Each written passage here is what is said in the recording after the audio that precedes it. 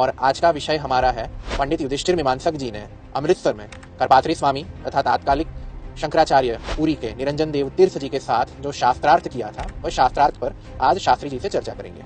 क्या स्वामी करपात्री जी ने कोई लिखित चुनौती दी थी या एडवांस में कुछ पत्र भेजा था युधिष्ठिर मीमांसक जी को, या किसी कार्यक्रम में दोनों इकट्ठा हुए थे और वहीं पर शास्त्रार्थ करना निश्चित हो गया, और प्रारंभिक विषय क्या था इस शास्त्रार्थ? करपात्री जी हर 2 वर्ष या 3 वर्ष पर सर्ववेद शाखा सम्मेलन इस नाम से वो सम्मेलन करते थे और उसमें सभी पंडितों को बुलाते थे। विशेष रूप से आर्य समाज के पंडित श्री युधिष्ठिर मीमांसक उस सम्मेलनों में जाते थे और उन सम्मेलनों में विविध शास्त्रीय विषयों पर चर्चा होती थी। कौन कौन ग्रंथ आर्ष ग्रंथ हैं, व्यास के नृत्य का क्या अभिप्राय है, सानाचार्य का भाष्य वेद के मुख्य अर्थ को मूल अर्थ को कहता है कि नहीं कहता, ऐसे तमाम विषयों पर उसमें व्यापक चर्चा होती।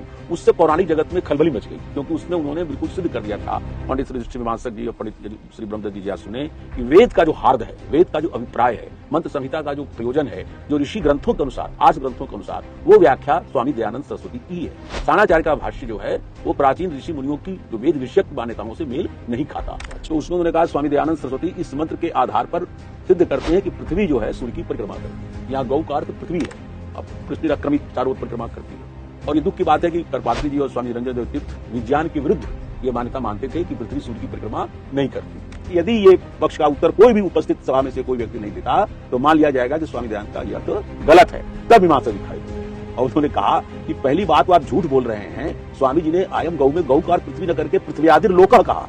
पृथ्वी आदि लोका पुल्लिंग हो गया। पृथ्वी आदि लोक जो है, पृथ्वी अकेले नहीं है और भी लोक आदि है, वो सूर्य की परिक्रमा करते हैं। तो गौ का अर्थ स्वामी जी ने पृथ्वी शब्द करके पृथ्वी आदि लोका कहा है। अब पंडित जी घबराए। आपको एक बात जानकर आश्चर्य होगी कि ये मंत्र का भाष्य करते हुए महर्षि दयानंद सरस्वती ने एक बात लिखी है कि सूर्य भी अंतरिक्ष में गति करता है। हाँ।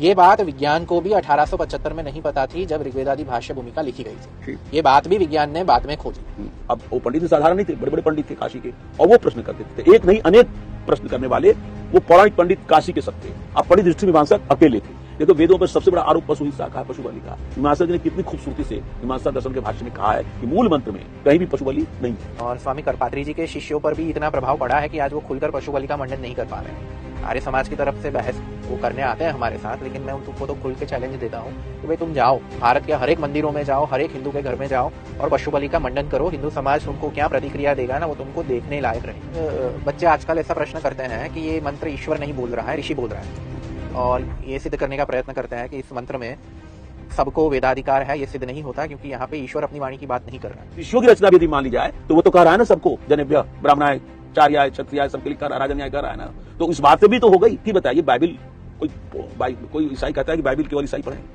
कोई मौलवी कहता है कुरान, तो अनुवाद कर रहे हैं दुनिया की भाषा में सबको दे रहे हैं। और आप इतने खूब पंडु बने हुए हो कि हिंदुओं में भी कह रहे हो तुम वेद नहीं पढ़ सकते, और ये कभी नहीं कहेंगे कि मैक्स वेबर वेद नहीं पढ़ सकते, विल्सन वेद नहीं पढ़ सकता, रॉथ वेद नहीं पढ़ सकते। ये किसी पंडित नहीं पढ़ाएगा, उसका उत्तर देगा। और यहाँ दलितों को कहेगा कि वेद नहीं पढ़ सकते। गोमांस खाने वाला, सिगरेट पीने वाला विदेशी वेद पढ़ सकता है, वेद पर भाषा किताबें लिख सकता है, उसको बड़े गौरव के साथ कोट करेंगे, लेकिन स्त्री को गायत्री पद पढ़ने से रोकेंगे। भारतीय स्त्री को, हिंदू स्त्री को, उनको तो नहीं रोकेंगे। प्रश्न आजकल बहुत लोग उठाते हैं कि महर्षि दयानंद ने वेद परंपरागत आचार्य से लिए लेकिन उनके अर्थ नहीं लिए, और जितने भी परंपरागत आचार्य हैं, जैसे राघवाचार्य का बीच में एक स्टेटमेंट आया था कि महर्षि दयानंद के अर्थ परंपरागत आचार्यों के अर्थों से विरुद्ध होने के कारण वो अप्रामाणिक है। तो ये जो कलियुगी आचार्य जो है उनके वेदार्थ और महर्षि दयानंद की वेदार्थ की हम तुलना करें तो महर्षि दयानंद के वेदार्थ को श्रेष्ठ क्यों माने? मैं आज आपको इस चर्चा में कुछ ऐसे प्रमाण बताऊंगा जिससे पता चलेगा कि ऋषि दयानंद का भाष्य ही आर्ष परंपरा का भाष्य, प्राचीन आचार्यों के मत का प्रतिष्ठापक भाष्य।